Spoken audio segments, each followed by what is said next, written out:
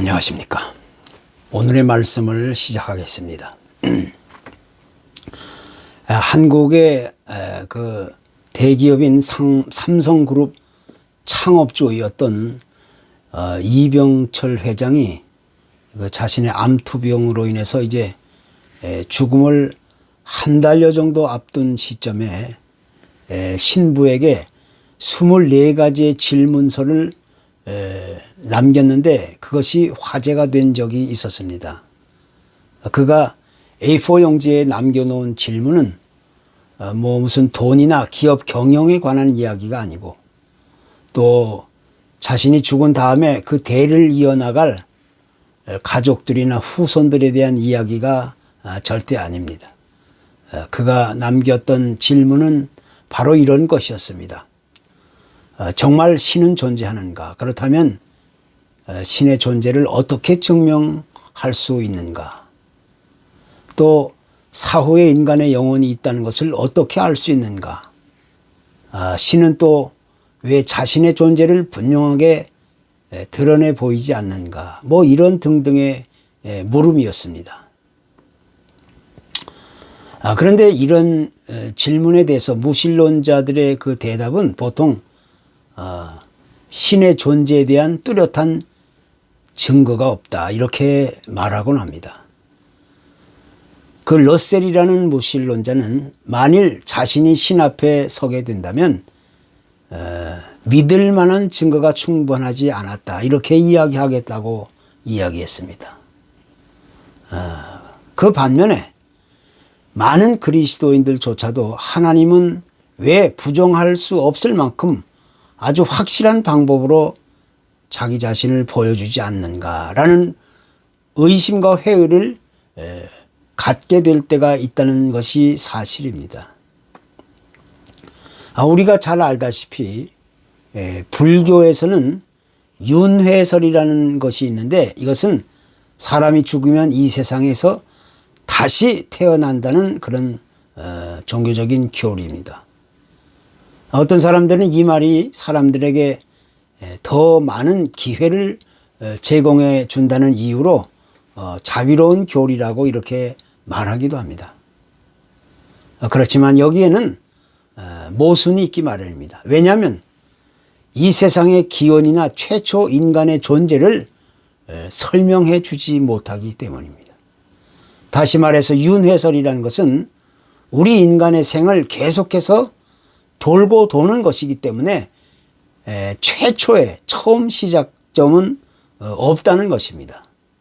그러니까 모든 존재의 시작점, 최초의 그 원인이 있어야 되는데 그 원인은 그냥 단순하게 끝없이 반복되는 것으로 그렇게 설명하고 마는 겁니다. 그래서 이것은 어떤 합리적인 설명도 될 수 없다는 사실이라고 우리는 이야기하게 되는 겁니다.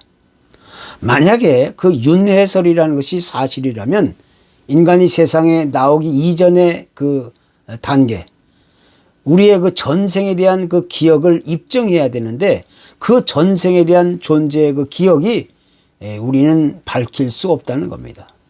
그래서 끝없이 반복하고 있다는 이 윤회설은 한계점에 부딪히게 되고 따라서 윤회설은 우주의 기원과 우리 인류의 최초의 생애를 전혀 설명하지 못하는 자기 모순을 가지고 있다는 사실을 우리가 보게 되는 겁니다. 그렇지만 이 불교의 윤회설과는 다르게 우리 기독교의 성경적인 교리는 우주의 기원과 우리 인류 최초의 생애를 아주 분명하고 명확하게 설명해 주고 있는 겁니다. 하나님의 형상을 따라 창조된 우리 인간은 점차 사라지고 없어지는 존재가 아니라 그 자체로서 아주 특별한 그 독립성, 존재성을 갖게 되는 겁니다. 그래서 한 번 죽는 것은 사람에게 정해진 것이고 그 후에는 반드시 심판이 있을 것이라고 설명해 주고 있는 겁니다. 즉 성경의 교리는 이와 같은 심판적인 선언을 통해서 우리 인간 각자가 갖게 되는 그 책임과 윤리의식이 있다는 사실을 우리에게 가르치고 있는 겁니다. 그래서 그 책임의식, 윤리의식이 있기 때문에 우리는 이 세상에서의 삶을 유지하는 동안 더 아름답고 더 행복한 삶을 추구하면서 그 길을 따라 살아가게 된다는 것입니다. 특별히 우리가 알고 있는 성경적인 세계관 속에서 신에 대한 믿음은 하나님이 이미 우리에게 보여주신 자연의 질서와 또 인간의 본능적인 성품으로 인해서 그 존재를 쉽게 찾을 수 있게 된다고 말하고 있습니다. 그래서 유대인 철학자 필로는 모든 예술 작품에는 창작자가 있는데 자연은 가장 아름다운 예술 작품이고 또 그에 따라 자연에는 창조주가 있다, 이렇게 강조하고 있습니다. 또한 성경도 마찬가지로 집마다 지은이가 있으니 만물을 지으신 이는 하나님이시다라고 아주 분명하게 선언하고 있는 겁니다. 우리가 가지고 있는 핸드폰이나 또는 자동차 같은 물품에도 제작자가 있기 마련입니다. 그런데 이 가장 크고 위대한 정교한 우주 전체를 만든 창조자가 없다는 것은 자기 모순일 뿐입니다.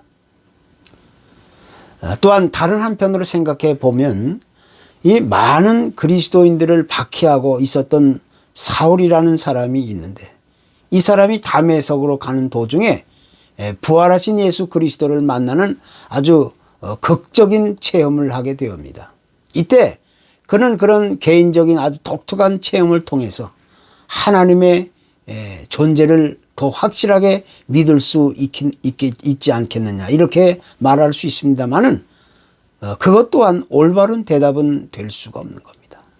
쉽게 말해서 하나님은 자신을 분명하게 드러낼 수 있는 그런 개인적인 특별한 체험이나 또 각자가 소원하는 그런 방식을 통해 자기 자신을 나타내 보여주지 않는다는 겁니다.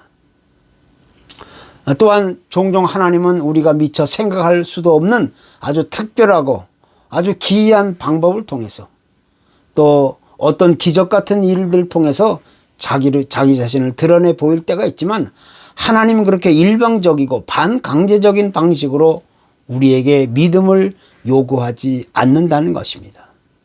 그래서 결론적으로 이야기한다면 성경은 하나님의 존재에 대해서 직접 간접적인 충분한 증거들이 있음에도 불구하고 사람들은 여전히 그런 사실들을 믿으려고 하지 않는다는 사실을 경고로 말씀하고 있는 겁니다. 그렇기 때문에 하나님에 대한 신뢰나 의지, 믿음은 어떤 증거라든가 이론이나 지식의 문제가 아니라 우리 인간의 마음에서부터 비롯된다는 사실을 우리는 다시 강조하지 않을 수 없게 되는 것입니다. 하나님의 존재나 신뢰와 믿음은 어떤 분명한 증거나 논리적인 설명이나 이론에 의해서 얻어지는 것이 결코 아닙니다. 이것은 어디까지나 우리 인간의 내면 깊이 심겨져 있는 이 본능적인 성품과 그 마음에서부터 비롯된다는 사실을 다시 이야기하게 되는 겁니다. 따라서 우리 인간에게 가장 아쉽고 안타까운 사실 한 가지는 우리에게 이미 심겨져 있었던 이 내면의 본질적인 성품과 마음이 이제는 이미 부패할 대로 부패해져 있고 또 심각한 타락한 상태에 놓여 있다는 사실을 우리가 지적하지 않을 수가 없는 겁니다. 그래서 현대인들은 여전히 하나님을 깨달아 알지 못하는 이 혼란과 방황을 거듭하며 세상을 살아가게 되는 겁니다. 우리가 현재 살아가고 있는 이 세상의 현실은 어떻습니까? 오늘날 현대 사회는 이 세속 사회를 넘어서 반기독교적인 그런 분위기로 재빠르게 흐르고 있는 것이 사실입니다. 그래서 우리 크리스천들이 세상을 올바로 살아간다는 것은 아주 무척이나 고되고 힘든 일이 사실이고 또 적과의 싸움을 피할 수 없는 그런 치열한 전쟁터와 같은 상황이 되고 있는 겁니다. 특히 21세기의 대표적인 그 세속문화는 이 성경적인 결혼관을 시대에 뒤떨어진 것으로 이야기하면서 동성 결혼 같은 것을 합법화시키고 미화하는 것으로 포장하고 있는 겁니다. 그래서 이 같은 이 포스트 모더니즘의 문화는 계속해서 우리 기독교의 신앙을 위협하고 공격해 오고 있다는 사실을 우리가 부인할 수가 없는 겁니다. 그리고 이와 같은 상황 속에서 더 큰 고통과 괴로움은 우리 내면 깊숙한 곳에서 계속 밀려오는 믿음에 대한 의심과 회의와 불만이 싹트고 있다는 사실을 우리가 지적하게 되는 겁니다. 그래서 많은 신자들은 이와 같은 현대 사회의 구조 속에서 깊은 고민과 갈등을 떠안게 되고 또 교회를 등지고 가난한 교인으로 주저앉게 되는 겁니다. 그리고 교회도 역시 마찬가지로 변함없이 그냥 단순한 믿음만을 계속 강요하고 있기 때문에 사람들은 자기 자신도 모르게 여러 가지 불만과 또 불평, 짜증을 터뜨리게 되는 겁니다. 아주 신실한 크리스천이었던 C.S. 루이스는 자기 그 아내가 죽어가고 있을 때 하나님께 도와달라고 아주 간절하게 기도를 했습니다. 그런데 바로 그때 하나님의 침묵을 경험할 수 있었다고 고백하고 있습니다. 다시 말하면 하나님의 침묵은 그 신에 대한 부정이나 부재 혹은 우리가 드리는 기도에 대한 하나님의 그 거부가 아니라 하나님의 침묵은 어디까지나 또 다른 형태의 하나님의 응답이고 하나님의 섭리라고 우리에게 강조해 주고 있습니다. 예수님이 십자가에 달리시면서 말할 수 없는 아주 극심한 고통과 괴로움에 시달리고 있을 때 하나님은 어떤 특별한 기적이나 증거를 그 앞에서 보여주신 것이 결코 아니었습니다. 하나님은 그렇게 아주 비참하고도 비극적인 끔찍한 죽음을 통하여 오히려 승리의 부활로 자신의 존재를 분명하게 나타내 보여주셨다는 사실을 우리가 다시 한번 기억할 수 있어야 되는 겁니다. 이것이 우리 기독교의 가장 크고 위대한 핵심적인 복음의 메시지라고 얘기할 수 있습니다. 하나님은 그와 같은 십자가의 죽음과 부활을 통해서 우리에게 영원한 생명과 구원과 안식을 약속하고 선물로 허락해 주신 것입니다. 구약의 많은 부분을 할애하면서 소개하고 있는 이 아브라함을 우리가 생각해 볼 때 사람들은 그를 가리켜서 믿음의 조상이다 이렇게 말하고 있습니다. 그러나 우리가 다시 생각해 봐야 할 문제는 아브라함이 가졌던 믿음이 참으로 위대하고 특별한 믿음이었나 이렇게 다시 한번 되짚어 볼 필요가 있는 겁니다. 왜냐하면 하나님은 그에게 그의 아내 사례를 통해서 아들을 주신다고 아주 분명히 약속을 해 주셨음에도 불구하고 아브라함은 그와 같은 사실을 끝까지 믿고 신뢰하고 의지했던 것이 아니었습니다. 그래서 아내 사라가 아이 낳는 것이 좀 더디어질 때 그 자신의 첩의 아들 이스마엘을 자신의 후계자로 생각한 적이 있었다는 사실입니다. 다시 말하면 하나님께 대하여 가지고 있었던 믿음이 여지없이 무너지고 의심과 회의와 불만이 싹트고 있었다는 사실을 우리가 지적할 수가 있는 겁니다. 그렇기 때문에 아무리 믿음이 좋은 사람이라 할지라도 우리 인간이 가질 수 있는 삶의 여러 가지 상황이나 감정의 변화는 누구에게나 있을 수 있다는 사실을 우리가 이야기하게 되는 겁니다. 아무리 믿음이 좋은 사람이라 할지라도 의심이나 회의나 불만 같은 감정이 있을 수 있다는 사실을 우리가 인정할 수가 있는 겁니다. 그렇기 때문에 하나님이 우리에게 허락해 주신 이 진정한 믿음이란 우리가 지금 현재 처해진 삶의 상황이나 환경이나 조건이나 문제 때문에 그 믿음이 조금은 흔들리고 약해지고 혼란스럽고 방황할 때가 있지만 그 믿음 자체가 완전하게 잃어버려지는 것은 아니라는 겁니다. 오히려 우리의 진정한 믿음은 여러 가지 극심한 고통과 어려움을 경험하면서 다시 새롭게 변화되고 더욱더 견고해지는 것이 우리의 믿음이라고 얘기할 수가 있는 겁니다. 그래서 사단과 마귀는 계속해서 우리 인간의 온전하지 못한 감정을 건드리고 악용하면서 그 올바르지 못한 이성, 지식, 경험을 도구로 하나님께 대한 믿음을 흠집내고 파괴시키려고 그렇게 길을 쓰고 있는 겁니다. 결과적으로는 올바르고 진정한 하나님께 대한 믿음이 결국 승리를 가져오게 하는 겁니다.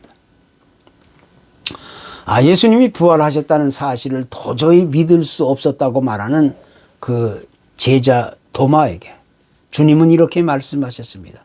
믿음 없는 자가 되지 말고 믿는 자다. 믿음 있는 자가 되라. 이것은 당시 주님의 제자였던 도마에게만 해당되는 말씀이 결코 아닙니다. 이 말씀은 오늘을 살아가고 있는 우리 신앙인들에게 주신 하나님의 메시지입니다. 지금 우리는 나의 믿음을 분명하게 고백하고 또 그 믿음의 고백을 따라 아름다운 삶을 누릴 수 있어야 되는 겁니다. 그것이 오늘 우리가 해결하고 풀어가야 할 가장 중요한 내 삶의 문제라고 우리는 이야기하게 되는 겁니다. 우리는 여기서 오늘 본문의 말씀에 귀를 기울이지 않을 수가 없습니다. 믿음이 없이는 하나님을 기쁘시게 하지 못하나니 하나님께 나아가는 자는 반드시 그가 계신 것과 그가 자기를 찾는 자들에게 상 주시는 이심을 믿어야 할지니라. 이것은 우리 믿음의 가장 핵심적인 근거와 그 기준이 어디에 있는가를 우리에게 잘 설명해 주고 있는 말씀입니다.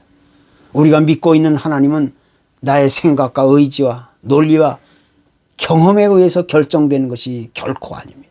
우리의 믿음은 그 근거와 그 기준은 전적으로 하나님의 존재에 의해서 그 말씀에 의해서 결정되는 겁니다.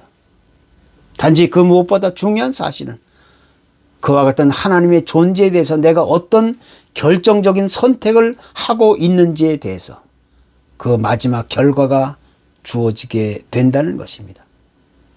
그렇기 때문에 우리가 이와 같은 하나님의 말씀에 대한 전적인 신뢰와 의지와 순종을 우리가 나타내 보일 수만 있다면 우리는 거기서부터 진정한 믿음의 사람으로 다시 태어날 수 있게 되는 겁니다. 이것이 하나님이 원하시고 기뻐하시는 하나님의 온전한 사람이 되는 길입니다.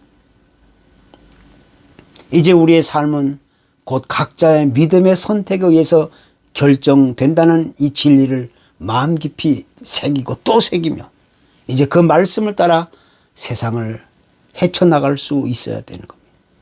그것이 세상에서 가장 아름답고 복된 그런 아름다운 삶을 누릴 수 있는 유일한 생명의 길이 될 줄로 믿는 것입니다. 감사합니다.